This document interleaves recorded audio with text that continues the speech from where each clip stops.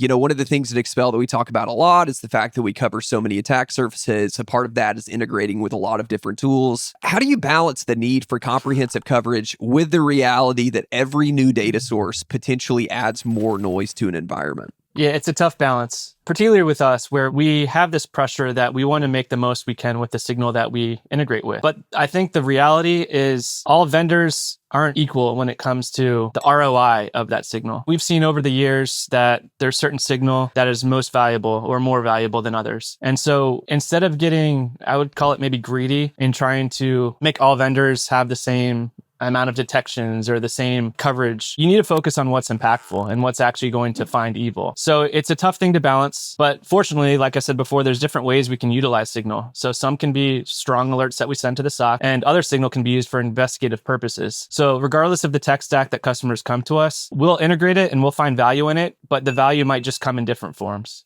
I think it starts with the question of what pain point or what gap are we trying to address or get after? How is this data, how is this new thing going to actually help us? And what's the minimum that we can get out of this thing to help us? And then after you answer those fundamental questions, then you can start asking things like, okay, well, how do we balance that with cost? How do we, balance it with our monetary and operational costs? How much time we have, stuff like that, and document all the trade-offs. But you got to start with, what is the actual problem we are trying to solve, or what is the gap we're trying to fill with this?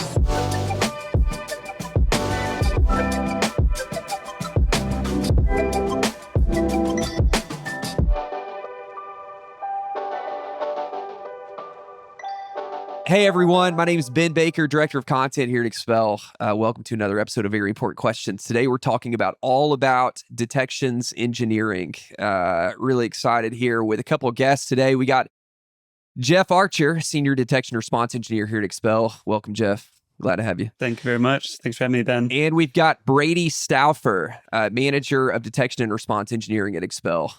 So Brady, glad to have you as well.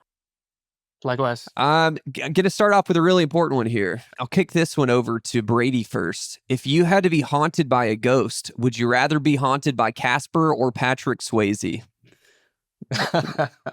I know my answer. Patrick Swayze. Yeah? Go with Patrick Swayze? Okay. Yeah. Okay. I have to agree. I don't remember a lot about Casper as a kid, but I remember he was kind of annoying. Yes. And Patrick was so loving and tender. So I don't know. It's strong. So I don't know. Easy answer to me. He is loving and tender and strong. Absolutely. I'm gonna have to agree. Casper was so annoying, man. He was so annoying. Anyways, all right. Let's get rolling here. Let's start simple. Maybe Brady, we'll kick this one over to you first. What's the difference between an alert and a detection? I know that's kind of a basic question, but just kind of leveling the playing field here. And why should security leaders care about this distinction? Why is it important?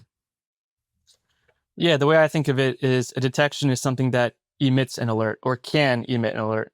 And I think the reason why it matters is when you're articulating what needs to be changed, you need to go to the right thing. And that's typically the detection, which contains the logic. Jeff, anything to add to that? It seems relatively straightforward. Yeah, it is. I'll say that when we're thinking about what goes into the detection versus what's the alert, and I think a lot of people try to focus on just improving the detection, where when I think of detection alert, detection is very simply what are the things in the signal that make it interesting? What separates it from the rest of the noisy signals? And that's a small amount of data in that detection. It should be, at least. The alert is going to have a lot more data and a lot more opportunities for improvement, because you're going to have, it shouldn't just be the alert is, here's a detection, it went off. It should be, here's the detection, and also here's all this relevant context of why we think this is bad. Oh, and here's also all the list of things that you probably should do if this actually turns out to be bad. To me, the alert should be the nice polished product that goes in front of the SOC analyst and makes their day-to-day job a lot easier. Yeah, that's really helpful. Speaking of that, maybe following up on that for you here, Jeff, we hear a lot about alert fatigue and security operations, again, kind of zeroing in here on the relationships between alerts and detections. How do you think about the relationship between detection quality and analyst burnout? Yeah, it's definitely inversely proportional. So when detection quality is bad, what you see is that burnout goes up, and it takes a couple of different forms. So it takes the form on an individual level, speaking as someone who was a SOC analyst at a time. it takes the form of you see this detection come up and you've seen it so many times, maybe in the same day, maybe in the same week, and you're just like, okay, not this again. And you're already forming this bias of like, this one again, it's going to be noisy, it's going to be nothing. And then the second order effects of that are your senior SOC analysts are now training the new generation. When they do their, ride-alongs with the new analysts, they're going to be like, oh, this one also, just ignore that one. It's noisy. It's always there. It's no good. And unless there's a conversation that happens between the SOC and the actual detection engineers, that quality just kind of stays there and that burnout just increases. And there's a lot of frustration on both sides that happens as a result of that. I think detections certainly are the culprit to alert fatigue, but I think there's also a layer to that. So I think a detection can have a couple different intents. One can be to emit that alert directly to the analyst, but I think there's this notion of a detection which is intentionally built to just maybe track an event or to create something that can be aggregated later. And so when I think of alert fatigue, I think, detection quality is very important, but I also think there's a strategy about what type of detection that logic that you created should be. Should it be something that goes straight to an analyst and it hits the queue and that queue number goes higher? Or should it be something that is maybe important to know about, but we don't want to surface that yet until it gets aggregated or enriched or correlated in some other way. So I think there's other ways to combat alert fatigue outside of just a detection being the problem. It could be how that detection's deployed. Yeah, that makes total sense. Correct me if I'm wrong here, but here at Expel, we have a number of custom detections that we build on top of Workbench, which is our platform that pulls in telemetry across tons of tools and integrations. And those custom detections, a lot of them trigger only whenever those aggregated signals come together to trigger that alert. Is that correct? Am I articulating that well?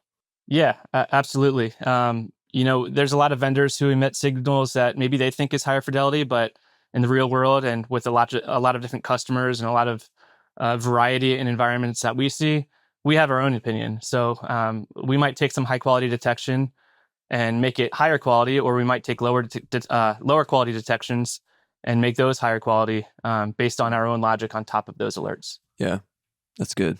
That's good. Jeff, question for you. How many chickens would it take to scare away a lion? You're not the first person to ask me. No, I'm just kidding. I would say maybe a dozen. Ooh. I feel like lions aren't scared by much. Like 1 or 2 chickens, no problem. Like he eats antelopes, no problem. When you see a dozen, you start wondering, why are they all here? Right. What's going on in this plane that there's 12 chickens here? And I think they could probably take me. And chickens are mean. If Zelda has taught me anything, it's that chickens are mean. Listen, the Cuckoos in Zelda, listen, they are mean. Don't swipe those things with your sword. They will attack. So yeah, they can carry again, according to Zelda, they can carry a small boy away. So wow, that's true. Brady, over under 12, over under a dozen. How many chickens will it take to scare away a lion? I think it's over because I think the number is infinity. I don't think a lion is going to be afraid. Yes. Fair enough. I think he's just going to be like, wow, somebody got me a 12-piece McNugget today. Over 10,000-piece McNugget. And just go for it. That's exactly right. Well, I think there's only one way to find out. I'll meet you guys at the chicken plane. And we're going to Africa, guys. Oh my gosh. All right. No, good answers. All right. Hey, we'll go to Jeff for this one. Again, getting the practitioner's perspective here. A lot of vendors brag about having thousands of detection rules and whatnot. From a practitioner's perspective, is more always better when it comes to detections? No. Short answer, no. Long answer, yeah, not only is it not always better, I would argue it's rarely better in most cases, because as a SOC, if I put on SOC practitioner hat, if you're the car salesman that comes up, slaps the car and says, hey, I got 50,000 detections in this baby that are going to make your life easy. I'm thinking I've got 50,000 different contexts that I'm going to receive, this data in that I've got to analyze and like triage. And then from an engineering perspective, where I'm at today, that's 50,000 things that have to get processed before the alert sees the queue. So I would rather see other metrics like how is this detection going to increase my coverage of certain threats or tactics? How is it going to save me time? Is it going to save me time from pivoting from one tool to another tool to another tool to try to find the right data? How is it going to take that grunt work out of my day to day so that I can just focus on helping mitigate and remediate the threat instead of sheer numbers? Yeah, I think, like I said before, it kind of depends on how they're operationalized. So if you have a million detections and you're sending alerts for every single one of them to a SOC analyst to triage, that's a problem. And also another problem with too many detections is if they're even effective for your environment. So a lot of times, a tool might say that they can detect a whole lot of attacks, but maybe there are a whole bunch of PowerShell attacks, and maybe you don't even have Windows in your environment. So, like, what good is that high number of detections that's available by that product? It's probably not going to apply to you very well. So, I think it all depends. Coverage is good, but it needs to be actionable coverage. Yeah, that makes sense. Let's talk about actionable alerts and sort of enriching detections, pulling in context and making them more actionable. What role does context play in turning a low confidence signal into something more actionable? Can you walk us through what that enrichment process looks like? Yeah, I think this is the most fun part of our job is taking something, taking a raw log that's pretty awful or, not very descriptive and turning it into something that can be acted on quickly. And so there's a number of ways that we can do that. Kind of the low-hanging fruit, I would say, is enriching alerts with reputational data. So there's a lot of popular databases out there where there's known bad IPs and known bad hashes, and making sure the analyst understands if something's known bad is important. So that should be added whenever that's available. But then there's a lot of layers. So another thing that we have a lot of ability to do is correlate across customers' tech stacks, their entire stack. So we can see if there's a related network event that pertains to the endpoint that emitted an alert, and that type of aggregation helps dramatically for an analyst to understand what's happening in that environment. So that's correlating across signals from their tech stack. I think there's other things that we can do as well. That's based on the prevalence of those artifacts that we see. So again, getting to another layer. So maybe we observed a user logging in from an IP. If they log in from that IP every single day, then all right, probably not sus. But Sure. if it's something new and in a different geographic region, and maybe during a time that they typically don't log in, all those things, all those indicators of prevalence are really, really impactful to making a quick decision by the analyst. That's good. Jeff, anything to add on Brady's points there? Yeah, I think Brady talked a good bit about like the technical context, and he touched on customer context, which is something I didn't really appreciate before I came to work at an MDR, which has multiple customers. But even at, when I was working at a single organization, when I think about like what separated the great analysts from like the junior analysts, it was like the great analysts kind of had this in the know of things that just like they operated automatically when they saw something. So they'd be like, oh, that host name, that's a computer in the plant on the plant floor. It should never be touching the internet. Or they might even just be like socially in the know, like, hey, like our CISO shouldn't be logging in from Russia. He's in North Korea this week or something like that. When we can codify that customer context like Expel has, it makes it really fun and easier for me as a detection engineer to bring in things like, hey, we know that this org has an IT guy. He runs a cron job every week. We'll account for that. Like we won't spin up in a whole incident on that and waste their time with it. Maybe there's an employee that bounces back and forth from their home country twice a year. We can account for that. All these different like very, unique cases, we can bake that into the customer context and make sure that we're not just inundating the SOC with stuff that we have been told ahead of time is a regular pattern. And that definitely scales when you're talking about hundreds of customers to look after at any given time. And it also makes it so that, whether it's going back to like the, what separates the junior from the senior, when a SOC analyst has that baked in and codified into the platform, whether it's their first day or like their, 7,000th day, we're all kind of operating on the same picture. When it comes to customer context, is that stuff that you actually put into the detections, like into the platform? Like how does that work? Or is it institutional knowledge, like from our SOC? How does that work? Yeah, I'll go first in the Brady colored in, but it's a little bit of both. I mean, we're constantly getting context from a customer, as in the SOC being our internal customer. Yep. We're constantly getting feedback from them on things to include detections, things to clean up. That's where kind of the custom detections come into play, is when the SOC picks up on like, hey, this alert, it's really good for like these 700 customers, but this one customer, it's really noisy just because of X, Y, or Z. Can we make a custom detection for them to look for these additional things, or maybe tune out this stuff? And that's a really good conversation, because that'll either lead to a really nice custom detection, or it'll make us relook at that detection across the board and be like, okay, well, can we add more to this to make it less noisy? So that's kind of nice. Yeah. And then customer context. Yes, we have ways to integrate with our platform where the customers can go in themselves. They can put in various types of attributes about their employees, or different messages they want to give us about like, hey, just so you know, this is going on this week. We have a pen test, or this person's traveling. We can account for that using our engines to kind of tune out some of the noise from those things. I'll kick this one to you, Jeff. When building a detection program, you could focus on broad coverage across your entire environment, deep understanding of specific attack techniques, or precise correlation to reduce false positives, things that we've already talked about.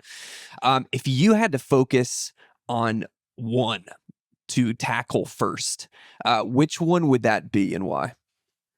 Yeah, I'm going to have to choose the middle one, deep understanding of specific attack techniques. Because I think the other two, when I think about this, the other two become a lot more difficult if you don't take the time to actually understand the attack techniques. Because otherwise, what you'll end up doing is, if you try to chase, coverage first or correlation first without fully understanding the specific techniques or how they apply to your specific business and the industry you're in, you're going to end up doing a lot of cleanup and technical debt later, being like, hey, we just made all these detections. We're covered. We filled the MITRE ATT&CK Navigator. Like, we're green. And your SOC is just drowning. Like, there's one hand up in the water from the SOC. And then when you try to, turn that train around and go like, well, let's now dive in. Now that we have this covered, let's dive into the techniques. Now you're adding a whole lot of work you could have done up front. And it's going to take in the background of you trying to work on understanding those techniques and tune your detections.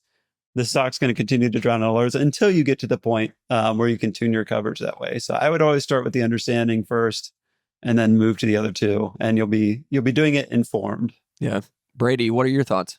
Yeah, it's a tough question, because I don't like any of the options, if I'm being honest with you. Oh yeah, please. No, throw in another one. Secret option. And the reason why is because I think you need to focus on what's actionable. But to understand what's actionable for your environment, you need to understand your attack surface. You need to understand the specific threats that you need to detect against. So I agree with Jeff that you need to have an understanding of the specific techniques that you're going to defend against. But I also think that is what informs you of the coverage to begin filling in those gaps. So like, coverage is great, but you can't try to tackle coverage all at once. You need to do it in a prioritized manner. And to understand what you need to prioritize, you need to understand those techniques that apply to your environment. One of the things at Expel that we talk about a lot is the fact that we cover so many attack surfaces. A part of that is integrating with a lot of different tools. How do you balance the need for comprehensive coverage with the reality that every new data source potentially adds more noise to an environment? Yeah, it's a tough balance. Particularly with us, where we have this pressure that we want to make the most we can with the signal that we integrate with. But I think the reality is, all vendors aren't equal when it comes to the ROI of that signal. And so we've seen over the years that there's certain signal that is most valuable or more valuable than others. And so instead of getting, I would call it maybe greedy in trying to make all vendors have the same amount of detections or the same coverage, you need to focus on what's impactful and what's actually going to find evil. And so it's a tough thing to balance. But fortunately, like I said before, there's different ways we can utilize signal. So some can be strong alerts that we send to the SOC, and other signal can be used for investigative purposes.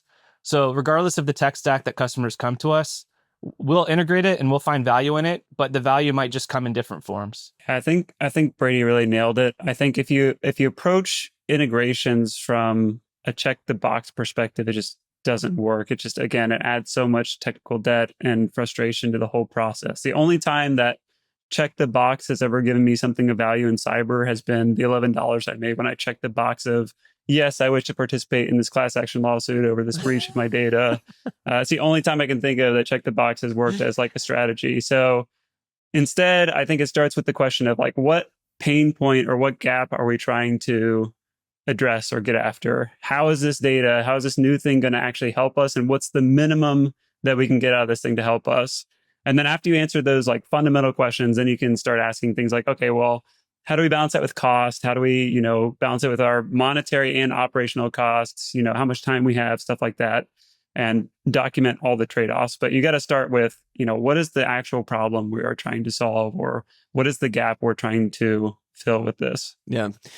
I feel like a common theme that keeps coming up in your responses is just taking a pause and thinking critically and from the eyes of the practitioner. So what insights are we going to be able to glean from this platform or data source that is going to most help practitioners, rather than, to your point, just checking a box, right? It seems like taking a moment to pause and think is critical to what you do in your everyday jobs. Yeah, underrated skill set, doing nothing. Oh yeah, there you go. I do it well though. Do nothing. That's right. Well, it's some people say a lot of times it's 80% strategy and 20% execution. It's very strategic what you do, right? You really need to put in the thought before you start actually, getting hands on keyboard. Jeff, I'll throw this one to you.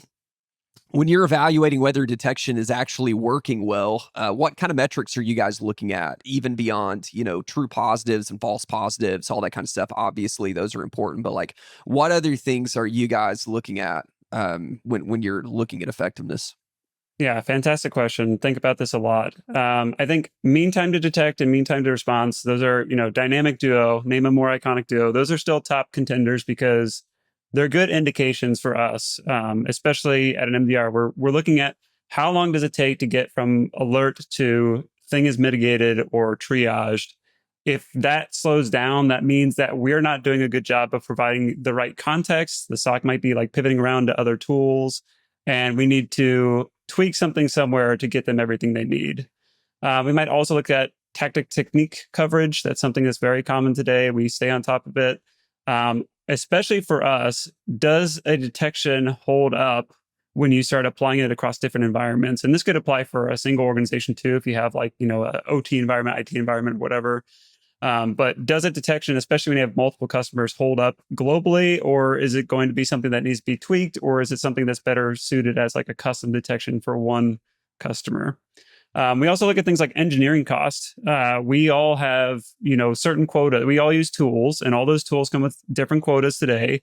And we're all trying to minimize that, how much we pay to the other guy to get there. So looking at engineering costs, how much quota does this detection use up?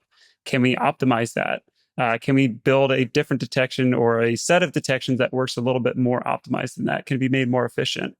How often are people going into this detection to actually modify it? How often are we getting tickets about this detection from the SOC that we need to go in and modify this thing? That can tell us ahead of time that, hey, there's something that's not quite working with this detection. It needs another look there. Another one we try to keep on top of that's very difficult is drift. What we mean by that is like, we'll build a detection at a single point in time. And maybe it's a rock star 1 year when we're, getting waves of a certain type of attack, whatever's trending at the time. And then over time, it stays relevant, but maybe piddles out a little bit. Or maybe there's more data that vendors are starting to include to help us like make that detection better. We need to make sure that we go back and actually revisit those older detections and make sure that they're staying up to date with what's out there right now. And then I think my easiest, most straightforward measure is, again, if I put the name of this detection in front of a SOC analyst, do they wince or do they recoil? And then that tells me, it needs some work. There's a couple metrics that I think I want to just double down on a little bit. And it comes from our ability to measure things that I think a lot of people don't have the fortune to do. And that comes from our platform Workbench, where we literally log every interaction with an alert. So an analyst or anyone viewing the alert can check the history and see timestamps of all these different actions. And so what that allows us to do is measure things like how long it takes for an alert to hit the queue until an analyst opens it. Or how long does it take for an analyst to open the alert until they suggest a remediation action. And so we have very, very precise numbers that we can measure and infer a lot of interesting things from. So in that first example, you can think of like, why would it take a long time for an analyst to open an alert once it hits the queue? Or why would they open it very quickly?